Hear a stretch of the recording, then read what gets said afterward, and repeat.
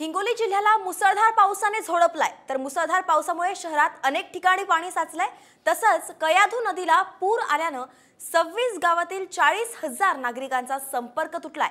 तर पुराच्या पाण्यामुळे शेतकरी 12 तासांपासून शेतातच अडकून पडलेत। खानापूर नाल्याला पूर आल्यानं अनेक घरांमध्ये पाणी शिरलंय। यावेळी काही नागरिक जीव धोक्यात घालून रेल्वे रुळावरून प्रवास करताना दिसले। त्यामुळे प्रशासनाने नागरिकांना जीव धोक्यात घालून प्रवास करू नये तसंच सतर्क राहण्याच्या सूचना दिल्या आहेत।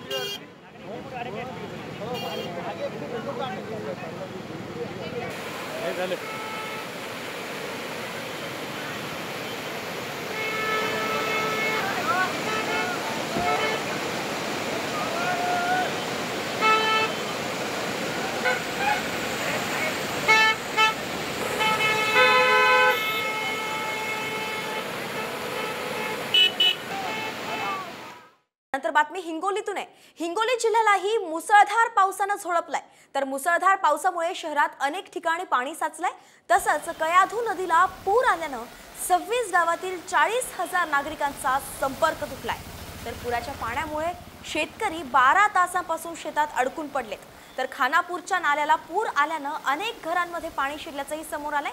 यावेळी काही नागरिक जीव धोक्यात घालून रेल्वे रुळावरून प्रवास करतायत। त्यामुळे प्रशासनाने नागरिकांना जीव धोक्यात घालून प्रवास करू नये आणि सतर्क राहण्याच्या सूचना दिल्या आहेत।